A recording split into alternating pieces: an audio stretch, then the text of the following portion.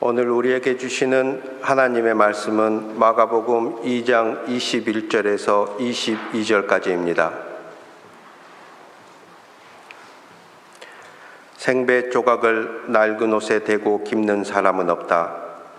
그렇게 하면 새로 된 조각이 낡은 데를 당겨서 더욱더 심하게 찢어진다. 또 새 포도주를 낡은 가죽 부대에 담는 사람은 없다. 그렇게 하면 포도주가 가죽 부대를 터뜨려서 포도주도 가죽 부대도 다 버리게 된다. 새 포도주는 새 가죽 부대에 담아야 한다. 이것은 주님의 말씀입니다. 제가 버지니아에 내려와서 고정적으로 다닐 만한 미장원을 찾기 전에 그때의 일입니다. 한인타운에 가서 그냥 되는 대로 한 미장원에 들어갔습니다. 미용사께서 저의 머리를 손질하면서 이것저것 물어보십니다. 저는 가급적 말을 삼가하면서 꼭 필요한 대답만 했죠. 제가 별로 말을 섞고 싶지 않다는 낌새를 아셨는지 한참 아무 말 없이 일하더니 저에게 조심스럽게 물으십니다. 무슨 일을 하세요? 저는 바깥에서 목사 티를 내는 것을 꺼리기 때문에 그 질문에 대해서 예 하고 얼버무렸습니다. 그분은 한참 동안 또 일하시더니 갑자기 저에게 일격을 날리십니다. 목사님이시지요? 그래서 제가 그분에게 왜요? 저에게서 목사 냄새가 납니까? 그러자 그분이 왠지 그런 것 같아서요, 그렇게 답을 합니다. 목사 티를 안 내려고 하는 저의 노력에도 불구하고 저에게서 목사 냄새 나는 것을 알고 그때 많이 실망했습니다. 제가 바깥에서 목사 티를 내려고 하지 않는 이유는 목사에 대해서 사람들이 가지고 있는 고정관념에 따라서 판단받고 싶지 않기 때문입니다. 목사에 대한 고정관념을 가지고 저를 보는 사람들은 저를 제대로 보지 못하지요. 혹은 자신의 고정관념을 따라서 저를 보고는 목사가 뭐 저래? 뭐 그렇게 생각도 할 수 있습니다. 저는 바깥에서 활동할 때 그저 가급적이면 그냥 한 사람으로서 행동하려고 노력합니다. 그렇게 하다 보면 나중에 제가 목사인 것을 알고 목사님 같은 분은 처음 봅니다. 이런 얘기로 가끔 듣습니다. 자신이 가지고 있었던 목사의 고정관념에 맞지 않으니까 그렇게 얘기를 하는 거지요. 저는 그것을 칭찬으로 듣습니다. 목사에 대한 고정관념을 깨는 것이 저의 재미 중에 하나입니다. 오늘 우리의 인간관계에 있어서 가장 큰 문제는 만나는 사람들에게 어떤 레이블을 달고 그 레이블에 따른 고정관념으로 그 사람을 규정하고 그에 따라 행동하는 데 있습니다. 양극화가 심화된 요즘에는 어떤 사람을 만나면 어떤 사람들은 아주 단도직입적으로 우파입니까? 좌파입니까? 하고 묻는 사람도 있습니다. 그래서 정치 이념이 자기와 비슷하다 싶으면 마음을 열고 그렇지 않다 싶으면 거리를 두고 살죠. 정치 이념만이 아니라 직업도 그렇고 종교, 인종, 또 때로는 출신 학교, 또 때로는 출신 지역 등 이런 것들에 따라서 사람을 구분하고 그 레이블에 대한 선입견으로 그 사람을 대하는 경향이 우리에게 많이 있습니다. 사람을 이렇게 대하는 것은 참 불행한 일이지요. 그 사람의 참모습을 보지 못하게 할 뿐만 아니라 그 사람과 온전한 관계를 맺게 하지도 못하기 때문입니다. 레이블을 달고 그것에 따라서 사람을 만나면 그러면 좋은 친구 관계로 들어갈 수가 없습니다. 먼저 그냥 한 사람 대 사람으로 만나고 그렇게 되면 나중에 혹시 정치 이념이 다르더라도 얼마든지 우정을 이어갈 수가 있는 것이지요. 게다가 사람들에게 붙이는 어떤 레이블은 그 사람을 악마화시킵니다. 악의를 가지고 그런 레이블을 누군가에게 달고 그 사람을 증오하게 만드는 것, 이것이 오늘 우리 사회에서 자주 보게 되는 일입니다. 예수님 당시에 유대인들도 그런 방식으로 사람을 대했습니다. 그래서 예수님이 갈릴리에서 사역을 시작하시자 사람들은 그분에게 이런 레이블 저런 레이블을 달아가면서 이분이 어떤 분인가를 찾느라고 애를 먹었죠. 그런데 어떤 레이블에도 예수님이 딱 들어맞질 않는 겁니다. 그들이 가지고 있었던 여러 가지 레이블 중에 첫 번째가 율법교사, 옛 번역에는 서기관이라고 되어 있죠. 예수님의 가르침을 들어보면 율법교사, 서기관과 같아 보이는데, 그런데 딱 거기에도 맞지는 않습니다. 왜냐하면 율법교사들은 성경을 읽어주고 그 성경을 해석하는 그런 방식으로 가르치는데, 예수님은 뭐라고 했습니까? 진실로 진실로 내가 말하노니, 이렇게 말씀하십니다. 옛날에 모세가 말했다, 옛날에 누가 말했다가 아니라 내가 말한다, 이렇게 말하는데도 그 말에 강한 권위감이 있었기 때문에 이 율법교사와는 다른 겁니다. 또 다른 레이블은 예언자이지요. 선지자라고도 하지요. 많은 사람들이 예수님을 보고 예언자라고 생각을 했습니다. 예언자는 하나님에게서 계시의 말씀을 받아서 전하는 사람이지요. 말라기 이후에 500여 년 동안 끊어졌던 예언자의 전통이 이제 예수님에게서 다시 시작된다고 생각을 하고 기뻐했습니다. 그렇지만 그 예언자라는 레이블에도 예수님이 딱 맞아 떨어지질 않았습니다.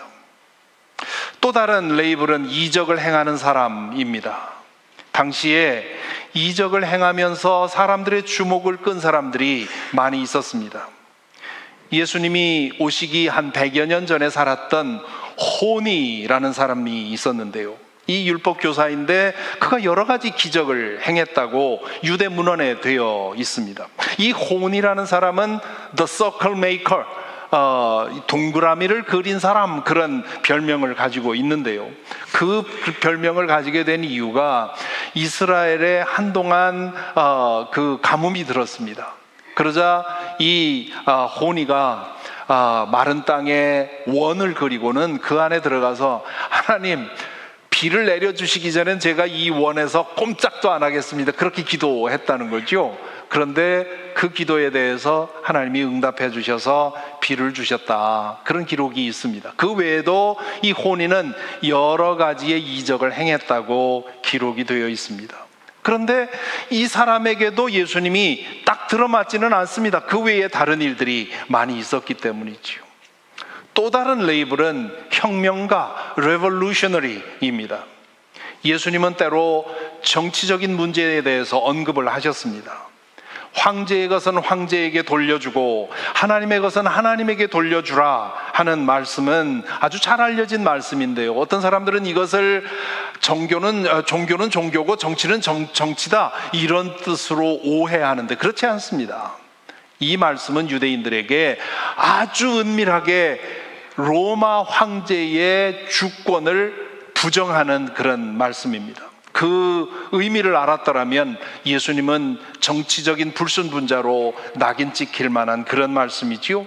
뿐만 아니라 갈릴리 분봉왕이었던 헤롯 안티파스에게는 저 여우라고 말할 정도로 그의 비리를 비판했습니다. 뿐만 아니라 유대교의 교권을 가진 사람들에게 대해서 아주 신랄하게 비판을 하셨습니다. 그런 것을 보면 예수님에게는 뭔가 혁명가적인, 이 세상의 부조리를 뒤집어 엎을 만한 그런 혁명가적인 그 기품도 있습니다. 그런데 또 딱 그 혁명가라고 얘기할 수도 없지요. 그들에게 남은 그 레이블은 메시아라는 것밖에 없습니다. 그런데 그들이 생각하는 메시아라고 하는 레이블에도 예수님은 맞지 않았습니다. 메시아가 나사렛에서 자라리라고 하는 예언은 구약 성경 어디에도 없습니다.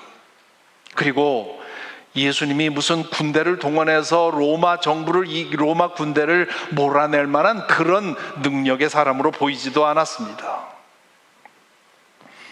이렇듯 예수님의 언행은 당시 유대인들이 가지고 있었던 어떤 레이블에도 맞지를 않았습니다. 그러니까 이 예수님의 말씀과 행적을 듣고 본 사람들은 도대체 이분이 누구인가에 대해서 답을 내릴 수가 없었던 것이지요. 그런데 예수님은 거기서 멈추지 않고 한술 더 떠서 그들을 한계선까지 내몹니다. 적극적으로 의도적으로 그들을 도발하십니다. 마가복음 2장에 보면 친구들이 중풍병 환자를 데리고 와서 지붕을 뚫고 예수님 앞으로 그 중풍병 환자를 내려보내지요. 그렇게 해서 예수님으로부터 치유받은 이야기가 나오는데요, 그때 예수님은 그 중풍병자에게 이 사람아 내 죄가 용서받았다라고 말씀하십니다. 당시 유대인들은 모든 질병과 장애와 사고가 다 하나님이 주신 벌이라고 생각을 했습니다. 예수님은 그런 경우도 있지만 그렇지 않은 경우도 많다고 말씀을 하셨지요. 그러나 이 중풍병자의 경우는 하나님께 지은 죄에 대한 가책이 그를 마비시켰다고 하는 것을 예수님이 알아보시고는 그의 병의 근원인 그의 죄를 용서해 주신 것이지요. 이 말씀을 듣고 율법학자들은 경악을 금치 못합니다. 이렇게 얘기를 하지요. 이 사람이 어찌하여 이런 말을 한단 말이냐. 하나님을 모독하는구나.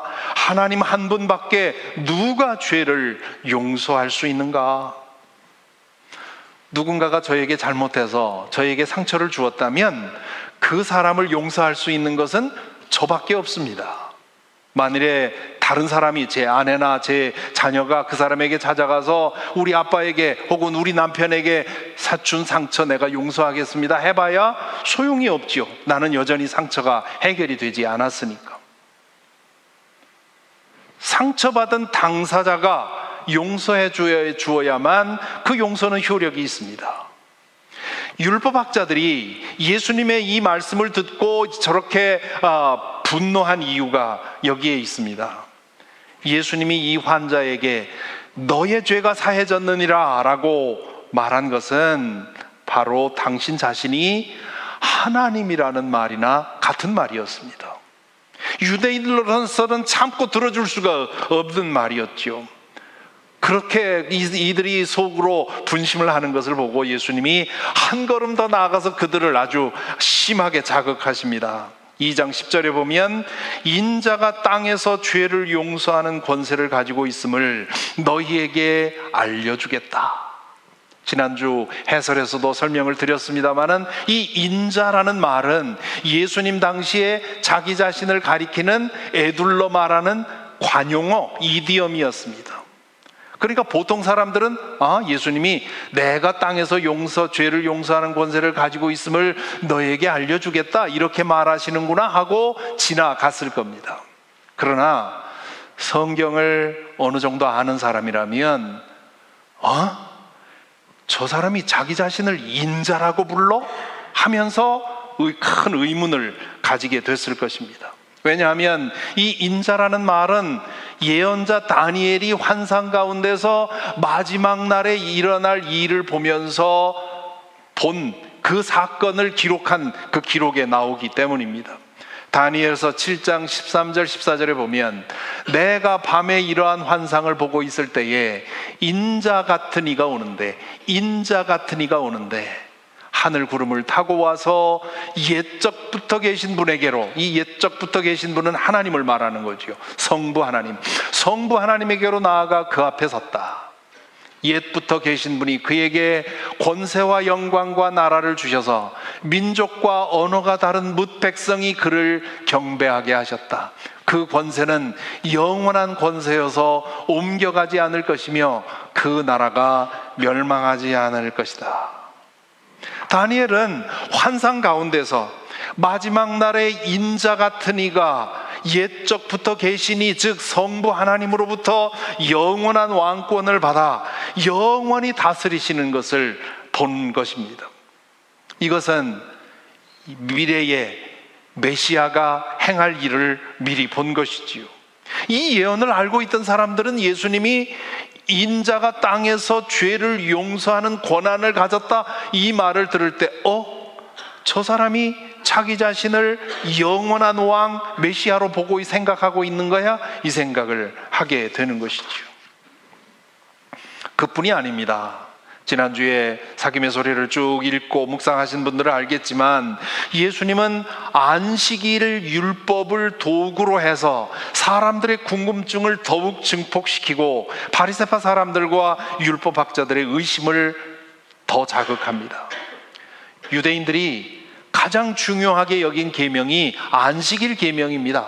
왜냐하면 안식일을 지키는지 안 지키는지는 누구든지 알 수 있지요. 다른 계명을 지키는지 안 지키는지는 자세히 그 사람을 따라가 보아야 하는데 하루 종일 아무 일도 하지 않고 안식일을 지키는지는 누구든지 쉽게 드러납니다. 그렇기 때문에 율법학자나 바리새파 사람들에게 비판받지 않으려는 사람들은 이 안식일을 잘 지킨 것이지요. 또 다른 사람들에게 신앙 좋은 사람으로 인정받고 싶은 사람들도 이 안식일 율법을 잘 지키기 위해서 정성을 다했습니다.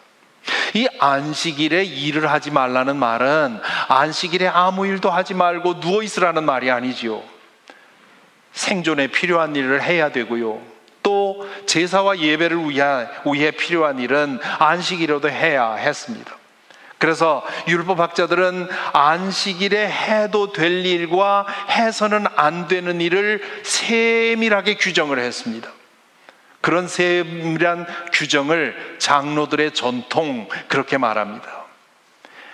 안식일에 대한 장로들의 전통은 그날을 거룩하게 지키도록 돕기 위해서 만들어졌습니다. 그런데 시간이 지나다 보니까 이 장로들의 이 세부 규정이 점점 많아지는 겁니다. 산더미처럼 쌓이게 된 겁니다. 그러다 보니까 보통 사람들, 가난한 사람들, 하층민들은 안식일을 제대로 지키기 위해서 바들바들 떨어야 합니다. 수많은 계명 중 수많은 지침 중에 어느 것에 걸려 넘어질지 모르기 때문이지요. 어느 날 제자들이 안식일에 밀밭을 지나가다가 배가 고파서 미리삭을 훑어서 비벼가지고 입에 넣을 찰나 뒤따라오면서 그걸 보고 있던 바리새파 사람들이 예수님에게 시비를 걸지요. 왜 당신의 제자들은 안식일에 해서는 안 되는 일을 하느냐고 묻습니다. 장로들의 전통에 따르면 안식일에는 추수를 해서도 안 되고요, 음식을 준비해서도 안 되고요, 조리해서도 안 됩니다. 그래서 안식일을 잘 지키려는 유대인들은 금요일에 토요일 안식일 동안 먹을 음식을 미리 다 해놓습니다. 그런데 탈곡을 한 거 아닙니까? 왜 해서는 안 되는 일을 하느냐고 시비를 걸은 것입니다. 그러자 예수님은 제자들을 두드러면서 이렇게 말씀하십니다. 인자는 안식일의 주인이다. 이 말을 듣고 바리새파 사람들은 또다시 기겁했을 겁니다. 자신을 인자, 메시아라고 부를 뿐만 아니라 자신이 율법 위에 있는 사람이라고 말하고 있기 때문이죠. 여기에 주인이라는 말에 해당하는 헬라어 퀴리오스라는 말은 당시에 로마 황제에게 사용했던 말입니다. 절대적인 지배권을 가지고 있다, 그런 뜻입니다.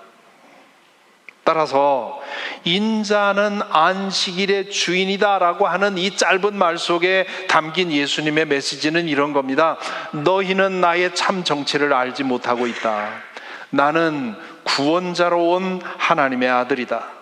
나는 아버지께서 나에게 맡기신 구원의 계획을 완성하고 다시 그분에게로 돌아갈 것이다. 그리고 때가 되면 그분에게서 영원한 왕권을 가지고 돌아올 것이다. 율법은 내가 모세에게 준 거다. 나는 모세보다 큰 사람이고 나의 가르침은 모세의 율법보다 더 크다. 그런 뜻이지요. 이 안식일에 관한 논쟁은 잠시 후에 이제 회당에서, 가버나움의 회당에서 재연이 됩니다. 회당에는 이미 한쪽 손이 맨 마른, 태어날 때부터 장애를 가지고 있는 한 사람이 와 있었습니다. 장로들의 전통에 의하면 그 사람을 안식일에 고쳐서는 안 됩니다. 안식일에 고칠 수 있는 상황은 안식일이 끝날 때까지 그냥 두면 목숨이 위태로운 경우에만 치료가 허락이 되었습니다. 아무리 죽을 것처럼 고통스러워도 안식일이 끝날 때까지 목숨에 지장이 없으면 그냥 두어야 되는 것이 장로들의 전통이었습니다. 그러니까 태어날 때부터 손 마른 사람이야 안식일이 끝나고 나서 치유해도 상관이 없는 것이지요. 그런데 예수님은 뻔히 그것을 알면서도 그 사람은 아마 이 바리새파 사람들이 회당에다 데려다 놓은 것 같아요. 예수님에게 올무를 씌우기 위해서. 그것을 뻔히 알면서 예수님은 그 사람에게 가운데 나오라고 해서 내 손을 펴라고 해서 고쳐 주십니다. 바리새파 사람들과 율법학자들은 더 이상 볼 것 없다, 확실한 증거를 잡았다고 결론 지었습니다. 예수가 자신을 인간 이상의 어떤 존재로 알고 있고 그렇게 행동하고 있는 것이 분명해 보였습니다. 그렇다면 결론은 하나입니다. 예수는 영적 사기꾼임에 분명합니다. 인간으로서 자기 자신에 대해서 그런 주장을 할 수는 없습니다. 그는 유대교의 아주 위험한 존재이고 그리고 유대인들에게 큰 시험거리가 될 것이 분명했습니다. 그래서 이 바리새파 사람들과 율법학자들은 결론을 보고 당시 분봉왕이었던 헤롯 안티파스의 부하들에게 가서 어떻게 하면 예수를 처치할 수 있는지 모의하기 시작을 하죠. 오늘 저는 사람들이 예수님께 와서 요한의 제자들과 바리새파 사람들은 금식을 하는데 왜 당신과 당신의 제자들은 금식하지 않습니까? 라고 한 질문에 대해서 답하시면서 말씀하신 두 가지의 비유를 읽었습니다. 첫째 비유는 다 떨어진 헌 옷을 수선하기 위해서 새 천을 잘라가지고 깁는 사람은 없다, 그런 옷은 차라리 버리는 게 낫다, 그렇게 말씀하신 것이고요. 둘째 비유는 낡은 가죽 부대에 새 포도주를 넣으면 새 포도주의 발효력이 너무 강해서 그 낡은 가죽 부대가 터져버린다. 그러므로 술은 새 부대에, 새 포도주는 새 가죽 부대에 담아야 한다, 그렇게 말씀을 하시지요. 이 말씀, 새 포도주는 새 가죽 부대에 담아야 한다, 이 말씀을 너무도 잘 알려져 있어서 어떤 사람들은 이게 어느 나라 속담이라고 생각을 하는데요. 내일 이제 새 정부가 들어설 텐데, 새 정부가 들어서면 이런 얘기 많이 하지요. 이제 새로운 것이 시작됐으니 새 포도주는 새 가죽 부대에 담아야 한다, 이제 그런 얘기를 합니다. 여러 상황에 적용될 수 있는 말인데요, 예수님은 이 두 가지의 비유를 통해서 그들에게 하시는 말씀은 이겁니다. 당신 자신이 누구인지 알기 위해서 그들이 가지고 있던 모든 레이블을 버리라는 뜻입니다. 하나님께서 당신을 통해 지금 전적으로 새로운 일을 시작하고 계시기 때문에 그분을 제대로 이해하고 제대로 반응하기 위해서는 헌 옷을 버리고 새 옷을 만드는 것처럼, 헌 부대를 버리고 새 가죽 부대를 구하는 것처럼 그분이 하시는 모든 말씀과 행적을 보고 그분이 누구인지를 결론 내야 된다는 뜻입니다. 그럴 때 비로소 예수님을 예수님 사이즈로 이해할 수 있게 된다는 것이지요. 그래야만 그분이 주려고 하는 구원을 얻을 수 있다는 것입니다. 여러분은 이 궂은 날씨에 예수님을 믿기 때문에 이 자리에 나오셨습니다. 영상으로 예배하는 분들도 마찬가지 일이라고 믿습니다. 물론 저는 아직 믿지는 않지만 그러나 믿으려고 애쓰고 있습니다, 그런 분들도 계시겠죠. 또 어떤 분들은 억지로 끌려 나오면서 믿어야 하는지 말아야 하는지 고민하는 분들도 있을지 모르겠습니다. 그분을 온전히 믿든 믿으려고 노력하든 믿을까 말까 저울질하든 누구나 인생에 한 번은 진지하게, 신중하게, 심각하게 과연 이분은 누구신가? 라는 질문을 붙들고 씨름해야 합니다. 최종적인 결론에 이를 때까지 포기하지 말아야 합니다. 그 질문에 대해서 묻고 답할 때 우리도 예수님 당시의 유대인들처럼 우리가 알고 있는 어떤 레이블에 그분을 맞추려고 해서는 안 됩니다. 성령의 조명을 받아 복음서를 읽고 묵상하면서 그분이 우리에게 드러내는 그대로 그분이 어떤 분이신지를 만나고 받아들여야 합니다. 성경이 말하는 대로 그분이 정말 구원자로 오신 하나님의 아들이심을 믿기 위해서는 그렇게 해야 된다는 것이죠. C.S. 루이스는 불후의 명작으로 꼽히는 순전한 기독교, Mere Christianity라고 하는 책에서 위대한 도덕적 스승이라고 하는, 현대인들이 예수님을 짜맞추기를 좋아하는, 가장 현대인들이 자주 사용하는 그 레이블에 대한 시도에 대해, 그 레이블에 예수님을 맞추려고 하는 시도에 대해서 강력한 도전을 제기합니다. 이것은 현대인들이 가지고 있는 또 다른 헌가죽 부대라는 뜻이지요. 그러면서 그는 이 Mere Christianity에서 이런 얘기를 합니다. 인간에 불과한 사람이 예수와 같은 주장을 했다면 그는 결코 위대한 도덕적 스승이 될 수 없습니다. 그는 정신병자, 자신을 삶은 계란이라고 말하는 사람과 수준이 똑같은 그런 정신병자이거나 아니면 지옥의 악마일 것입니다. 이제 여러분은 선택해야 합니다. 그 여러분은 예수님을 위대한 도덕적인 교사라고 생각하는, 도덕적 스승이라고 생각하는 그런 사람들을 말하는 겁니다. 예수님을 위대한 도덕적 스승 정도로 생각하는 여러분은 이제 선택해야 합니다. 이 사람은 하나님의 아들이었고 지금도 하나님의 아들입니다. 그게 아니라면 미치광이이거나 그보다 못한 인간입니다.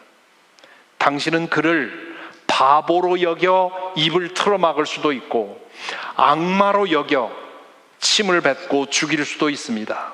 아니면 그의 발 앞에 엎드려 하나님이요 주님으로 부를 수도 있습니다. 그러나 위대한 스승이니 어쩌니 하는 선심성 헛소리에는 편승하지 맙시다. 위대한 인류의 스승이니 어쩌니 하는 선심성 헛소리에 편승하지 맙시다. 그는 우리에게 그럴 여지를 주지 않습니다. 그에게는 그럴 여지를 줄 생각이 처음부터 없었습니다. 신앙생활에 있어서 가장 무서운 적은 익숙해지는 것입니다. 아니, 인생 전체가 그렇습니다. 아무리 좋은 것이라 해도 익숙해지는 순간 그 진가를 망각하고 함부로 대하게 되기 때문입니다. 우리에게 예수 그리스도가 그렇습니다. 저 같은 사람은 60년 넘게 그분의 이름을 부르고 또한 들어왔습니다. 아마 여러분 중에도 그런 분이 많이 계시겠죠. 오래 믿지 않은 분이라 해도 기독교 복음이 전해진 나라에서 예수 그리스도라는 이름은 너무나 친숙합니다. 그렇기 때문에 다들 그분에 대해서 안다고 생각합니다. 하지만 절대 다수의 사람들이 그분을 잘못 알고 있고, 제대로 알고 있는 사람들도 그분에게 익숙해져서 자신이 어떤 분을 믿고 의지하고 있는지 무감각해질 때가 많습니다. 그분은 우리가 무엇을 상상하든 그 이상이라는 사실을 망각하게 되지요. 구원자로 오신 하나님의 아들 예수 그리스도는 언제나 저만치 가십니다. 그래서 우리는 그분에 대해서 다 알았다고 할 수가 없습니다. 알면 알수록 더 알아가야 하는 온 우주보다 크신 분입니다. 그런 분을 우리는 때로 너무도 작게, 너무도 하찮게 생각을 하는 거지요. 그것은 그분을 무시하는 일이고, 우리 자신에게는 참된 구원을 누리지 못하게 하는 일이고, 구원의 기쁨을 쉽게 만드는 일입니다. 사랑하는 성도 여러분, 여러분은 어떠하십니까? 예수 그리스도가 여러분에게는 어떤 존재이며 어떤 의미입니까? 혹시 여러분 좋을 대로 여러분에게 편한 모습으로 그분을 정의해서 믿고 있는 것은 아닙니까? 자신이 알고 있는 어떤 범주로 그분을 끼워 맞추고 제대로 믿고 있다고, 제대로 알고 있다고 착각하는 것은 아닙니까? 부디 여러분이 알고 있는 그 고정관념을 내려놓고 그분 앞에 고개 숙이시기 바랍니다. 열린 마음으로, 겸손한 마음으로 매일 복음서를 읽어가고 또한 묵상하면서 그분이 하신 말씀과 행동을 살펴보시기 바랍니다. 또한 기도와 묵상으로 그분을 더 알기 위해 성령의 조명을 구하시기 바랍니다. 그렇다면 그분이 구원자로 오신 하나님의 아들이심을 알게 될 것이고, 그분은 너무도 크고 높으셔서 평생토록 찾아도 다 알 수 없는 분임을 알게 될 것입니다. 그러면 우리의 믿음은 매일 달라질 것입니다. 몇 주 전에 인용한 존 스토트의 말을 다시 인용하자면, 예수님이 어떤 분이신지를 제대로 안다면 취할 행동은 세 가지뿐입니다. 그분에게서 도망가거나, 그분을 죽여 없애려 하거나, 아니면 그분 앞에 항복하거나. 그분의 정체를 알면 그분 앞에서 더 이상 우리는 같은 사람일 수가 없고 같은 삶을 살 수가 없습니다. 이 셋 중에서 여러분의 선택은 무엇입니까? 선택은 자유이지만 그 선택에는 각기 다른 결과가 따라옵니다. 처음에 두 가지 선택은 영원한 죽음을 택하는 것이고, 마지막 선택은 영원한 생명을 선택하는 것입니다. 예수 그리스도를 주님으로 영접한다는 말은 그분의 은혜 안에서 하나님의 자녀로 회복되어 이 땅에서 거룩하고 의로운 삶을 살고, 죽어서 하나님의 품에 안식하고, 예수께서 인자로서 다시 오시어 새하늘과 새 땅을 이루어 주실 때 주님의 부활에 참여하는 것이 바로 우리에게 주어진 약속된 구원입니다. 혹시 아직도 예수 그리스도를 영접하지 않고 있는 분이 계십니까? 계속해서 여러분의 마음의 문을 두드리는데 문을 열어줄까 말까 주저하고 있습니까? 그분이 위대한 도덕적 스승이라면 그분을 믿든 안 믿든 얻을 것 별로 큰 문제가 없습니다. 믿지 않는다고 해서 잃어버릴 거 별로 없고요, 믿는다고 해서 얻을 것도 별로 없습니다. 하지만 그분이 정말 그분이 말한 그런 분이 맞다면 믿음은 우리의 영원한 운명을 결정짓는 일이 됩니다. 그러므로 더 이상 피하지 마시고 미루지 마시고 돌아서서 마음을 활짝 열고 나에게 오셔서 나의 주인이 되어 주십시오. 영접하시기 바랍니다. 이미 예수 그리스도를 믿고 고백하고 있습니까? 그렇다면 그분에게 너무 익숙해 있는 것은 아닌지 자신의 믿음을 돌아보시기 바랍니다.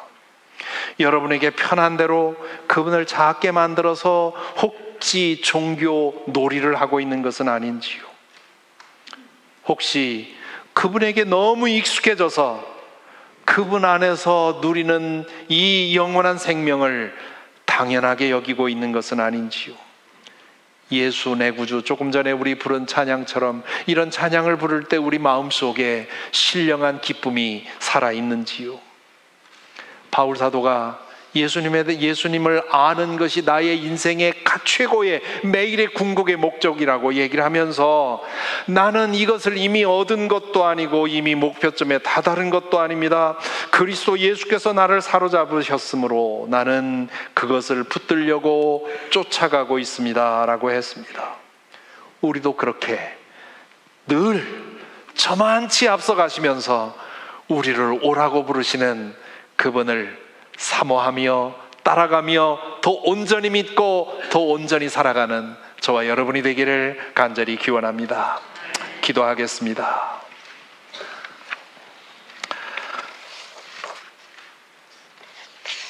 이제 여러분 각자의 사정에 맞게 기도하시기 바랍니다. 아직 예수님을 마음의 문 바깥에 세워두고 계십니까? 그렇다면 더 늦기 전에 그분을 주님으로 모셔드리기 바랍니다. 그분 안에서 하나님의 자녀로 회복이 되어 그분의 은혜 안에서 살아가기를 기원합니다. 어머니의 모태 안에 있는 그 어린 생명이 그에게 주어진 가장 중요한 과제는 건강한 아이로 이 세상에 태어나는 것입니다. 우리가 이 땅에서 우리에게 주어진 가장 중요한 사명은 또한 하나님의 나라의 영원한 존재로 태어나는 것입니다. 이미 예수 그리스도를 주님으로 모시고 살고 있습니까? 이 시간 성령님께 기도하십시다. 오늘 또다시 저만치 앞서 계신 주님에게로 나아가게 해달라고 구하십시다. 올 한 해 동안 주님 예수 그리스도를 더 깊이 알고 더 온전히 믿게 해달라고 이 시간 함께 기도하겠습니다. 기도하십시다.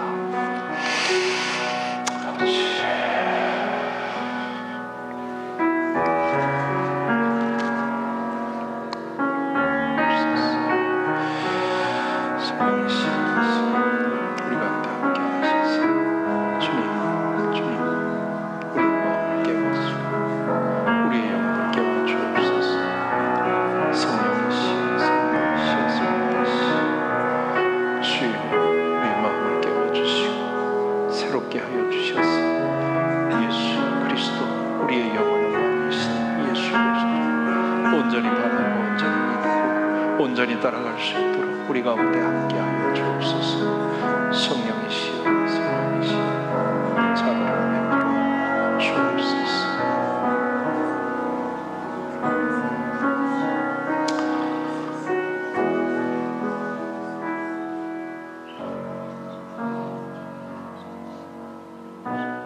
아멘.